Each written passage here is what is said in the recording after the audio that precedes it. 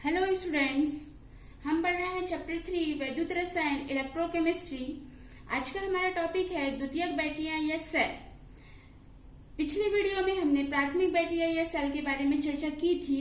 यदि आपने वो वीडियो नहीं देखी है तो डिस्क्रिप्शन में नीचे लिंक दिया गया है, आप वहां से प्राथमिक बैटरियों के बारे में जानकारी ले सकते हैं। तो आप आज इस वीडियो को समझने के लिए मैं सीमा मैम के साथ आप अंत तक के बने रहिए। तो चलिए स्टार्ट करते हैं आज की क्लास। तो द्वितीयक बैटरियां या सेकेंडरी बैटरियां क्या होती है? इसको उत्क्रमणी बैटरियां भी कहते हैं या इसको स्टोरेज बैटरी या फिर संग्राहक सेल भी कहा जाता है। ऐसा क्यों? क्योंकि यह संग्रह का कार्य करता है, मतलब इसमें जो ऊर्जा है वो संचित रहती है और फिर ये डिस्चार्ज भी हो जाता है। मतलब उसका जो चार्जिंग रहता है वो जब हम यूज करते हैं उसको तो वो धीरे धीरे समाप्त होने लगता है और हमको फिर से उसको चार्ज करना पड़ता है। तो ये जो है उत्क्रमणीय सेल कहलाता है। उत्क्रमणीय सेल का मतलब जिसको हम बार बार उपयोग में ला सकते हैं। तो चलिए स्टार्ट करते हैं। लेड संचयी सेल और या फिर सीसा संचायक सेल या इसको लेड स्टोरेज सेल कहते हैं। तो ये जो है द्वितीयक बैटरी का बहुत अच्छा उदाहरण है। जैसा हम डायग्राम में देख रहे हैं, डायग्राम में हम क्या देख रहे हैं कि ये जो है एक प्लास्टिक का पात्र होता है। इसमें लेड प्लेट देख रहे हैं जो एनोड का कार्य करती है। ये लेड टिन मिश्र धातु की जाली में स्पंजी लेड के बारीक चूर्ण को भर करके बनाया जाता है। और जो कैथोड है, ये इस कैथोड को जो आपका लेड टिन मिश्र धातु की जाली में लेड ऑक्साइड के बारीक चूर्ण को भर करके कैथोड तैयार किया जाता है। ये हमारा एनोड और कैथोड तैयार हो गया। अब ये जो इलेक्ट्रोड है इसको तनु H2SO4 के विलयन में रखा जाता है। ये जो तनु H2SO4 है ये एक विद्युत अपघट्य का कार्य करता है। मतलब कि यहाँ पर ये जो है H+ आयन और SO4 2- आयन में अपघटित हो जाता है जब इसका विलयन बना करके बनाया जाता है। तो इसमें जो ये इलेक्ट्रोड लगे हुए हैं, जैसे हम यहाँ पर देखते हैं नीचे में जो आपको चित्र दिखाई दे रहा है, ये 6 वोल्ट की लेड संचयी सेल है। मतलब कि यहाँ पर जो सीसा संचायक सेल होता है इसका विद्युत वाहक बल या EMF 2.0 वोल्ट होता है। यदि हमको मान लीजिए कि 6 वोल्ट की बैटरी चाहिए तो हम ऐसे 3 सेल को जोड़ करके, और यदि हमको 12 वोल्ट की बैटरी चाहिए तो हम 6 सेलों को जोड़ करके 12 वोल्ट की बैटरी तैयार कर सकते हैं।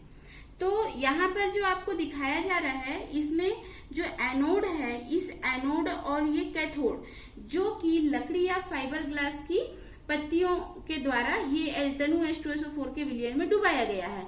ये जो है अल्टरनेट अरेंज रहते हैं, मतलब एक एनोड रहेगा तो एक कैथोड रहेगा, इस प्रकार से इसका अरेंजमेंट होता है। तो यहाँ पर जो ये तनु H2SO4 का उपयोग किया जा रहा है ये द्रव्यमान के अनुसार 38% सांद्रता का होता है और इसका घनत्व 1.38 ग्राम प्रति घन सेंटीमीटर होता है।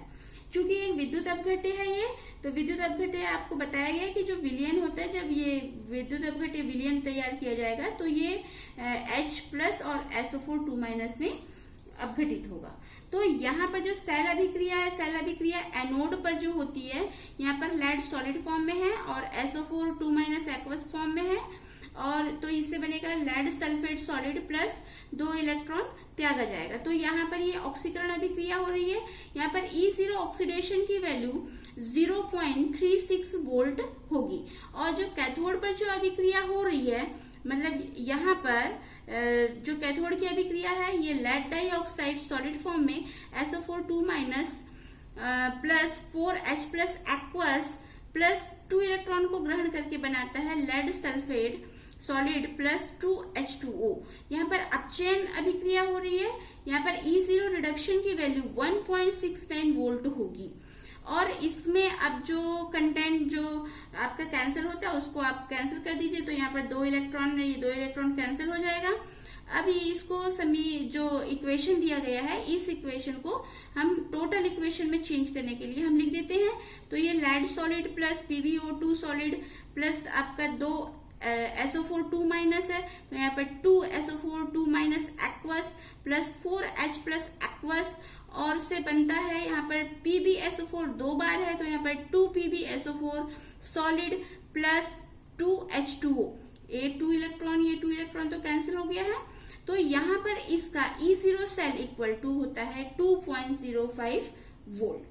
तो इस अभिक्रिया में हम देख रहे हैं कि जैसे जैसे अभिक्रिया बढ़ती है, जब ये अभिक्रिया करता है तो बैटरी का जो H2SO4 है ये धीरे धीरे समाप्त होने लगता है, मतलब इसका घनत्व कम होने लगता है। तो घनत्व का प्रभाव इस पर क्या पड़ता है कि पहले जो है ये 1.38 ग्राम प्रति घन सेंटीमीटर था, लेकिन जब अभिक्रिया होती है तो ये तनु H2SO4 का घनत्व 1.20 ग्राम प्रति घन सेंटीमीटर से कम होते जाता है। तो ऐसी स्थिति में हमको बैटरी को रिचार्ज करना पड़ता है। तो जब बैटरी को रिचार्ज करते हैं तो बैटरी का जो एनोड को विद्युत स्रोत के ऋणात्मक सिरे से और जो इसका कैथोड है, कैथोड को विद्युत स्रोत के धनात्मक सिरे से जोड़ देते हैं। यहाँ पर ये एनोड है तो ये एनोड ऋणात्मक है तो इसको विद्युत स्रोत के धनात्मक सिरे से, और ये यहाँ पर कैथोड जो धनात्मक है तो उसको विद्युत स्रोत के ऋणात्मक सिरे से जोड़ दिया जाता है। तो यहाँ पर जब इसको आवेशित करते समय जो एक विद्युत अपघटनी सेल के समान ये कार्य करता है, तो इस समय अभिक्रिया सेल अभिक्रिया की एकदम अपोजिट हो जाती है।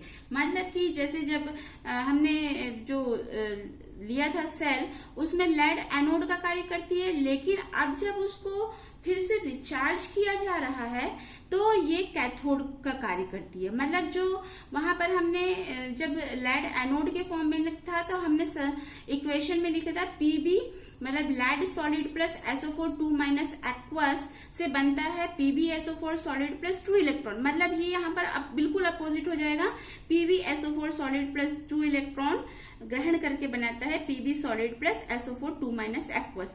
उसी प्रकार से जो लेड डाइऑक्साइड कैथोड का कार्य करता है, अब वह जब उसको रिचार्ज किया जाता है तो वो एनोड का बन जाता है, और फिर यहाँ पर भी जो रिएक्शन है वो अपोजिट होती है। तो यहाँ पर भी जो कैंसिल होगा उसको हम कैंसिल कर देंगे और जो है समीकरण को पूर्ण कर लेंगे। तो इस प्रकार से ये अभिक्रिया होती है। तो जैसे इसको रिचार्ज होता है तो रिचार्ज होने पर जो PbSO4 है ये जो इलेक्ट्रोड है उस पर एकत्रित होने लगती है, और जैसी बैटरी रिचार्ज होती है तो PbSO4 का विद्युत अपघटन होता है, और जो रिचार्ज करने पर जो SO4 2 माइनस और H प्लस आयन विलयन में H2SO4 की सांद्रता को और अधिक करते हैं, मतलब सांद्र बनाते हैं, और फिर लेड और जो लेड डाइऑक्साइड है ये एनोड जैसा अपना पहले एनोड और कैथोड पर एकत्रित होते हैं। तो इस प्रकार से हम जो डिस्चार्ज और रिचार्ज की अभिक्रिया है उसको हम इस प्रकार से lead solid plus PbO2 solid plus 2SO4 2 minus aqueous plus 4H plus aqueous से बनता है 2PbSO4 प्लस 2H2O के फॉर्म में हम इसको लिखते हैं। तो यहाँ पर जो इसका EMF आपको बता दिया गया है कि 2.0 वोल्ट होता है, और जो लेड संचयी सेल है इसका उपयोग ऑटोमोबाइल में होता है। मतलब जहां पर भी हम देखते हैं कि बैटरी समाप्त होती है फिर हम उसको रिचार्ज करते हैं, वहां पर लेड संचयी सेल का प्रयोग किया जाता है। इसके बाद हमारा दूसरा द्वितीयक सेल है निकिल कैडमियम संग्राहक सेल। ये भी द्वितीयक सेल का अच्छा उदाहरण है। इसको भी हम बार बार रिचार्ज कर सकते हैं। ये डिस्चार्ज होगा तो हम इसको बार बार रिचार्ज कर सकते हैं। ये जो है जो लेड संचयी सेल है उस बैटरी से भी ये छोटा होता है और हल्का होता है। इसमें जो ये जो है अधिक समय तक कार्य करता है। इसमें कैडमियम का एनोड होता है और निकिल ऑक्साइड कैथोड पर होता है, और इसमें जो KOH होता है वो विद्युत अपघट्य का कार्य करता है, तो जिससे वो K+ और OH- में अपघटित हो जाता है। तो हम जो ये सेल है, सेल के डिस्चार्ज होने और रिचार्ज होने की अभिक्रिया को इस प्रकार से लिखते हैं। एनोड पर जो है cadmium solid plus 2 OH- aqueous तो यहाँ पर बनेगा cadmium hydroxide solid plus 2 electron बाहर होगा। और कैथोड पर जो है nickel dioxide plus 2H2O plus जो है 2 इलेक्ट्रॉन ग्रहण किए जाएंगे और nickel hydroxide solid plus 2OH minus बनाता है। अब यहाँ पर जो कंटेंट कैंसिल हो रहा है, जैसे ये 2 इलेक्ट्रॉन है, ये 2 इलेक्ट्रॉन ये कैंसिल हो जाएगा और यहाँ पर 2H माइनस से ये कैंसिल हो जाएगा। हम राइट साइड को राइट साइड से और लेफ्ट साइड को लेफ्ट साइड से कैंसिल नहीं करते हैं। जो ऊपर नीचे समीकरण लिखा होता है उसमें जो राइट साइड का कंटेंट रहता है उसको लेफ्ट, ऊपर के जो समीकरण होते हैं उसके लेफ्ट साइड से इस तरह के अपोजिट साइड के कंटेंट को हम कैंसिल करते हैं। इस बात को ध्यान रखना है। और यहाँ पर फिर हमारे पास बच जाता है cadmium solid plus nickel dioxide solid plus 2H2O discharge charge cadmium hydroxide solid और निकेल हाइड्रोक्साइड सॉलिड। तो यहाँ पर कोई भी जो अभिक्रिया हम देख रहे हैं इसमें कोई भी गैस ही उत्पाद नहीं बनता है और जो उत्पाद है वो इलेक्ट्रोड में ही चिपका रहता है, जो सेल को फिर से रिचार्ज करने पर वो अपनी जैसे पहले की स्थिति थी उसी में आ जाती है। तो इसका जो चार्जिंग का प्रोसेस है ये लेड स्टोरेज बैटरी के समान ही होता है। इसका जो विद्युत वाहक बल है या EMF है 1.4 वोल्ट होता है। इसको जो है जो और स्टोरेज बैटरी होती है उसकी तुलना में इसको और अधिक समय तक के ये उपयोग किया जा सकता है इसको। तो इसका निकेल कैडमियम संग्राहक सेल का उपयोग इसमें किया जाता है पोर्टेबल उपकरण में, इलेक्ट्रॉनिक घड़ियों में, इलेक्ट्रॉनिक कैलकुलेटरों में ये निकेल कैडमियम संग्राहक सेल का उपयोग किया जाता है। तो वीडियो को लाइक कीजिए, शेयर कीजिए और आप मेरे चैनल पर फर्स्ट टाइम हैं या फर्स्ट टाइम वीडियो देख रहे हैं तो चैनल को सब्सक्राइब कीजिए और बेल आइकन को दबा करके नोटिफिकेशन सबसे पहले प्राप्त कीजिए। Thanks for watching this video.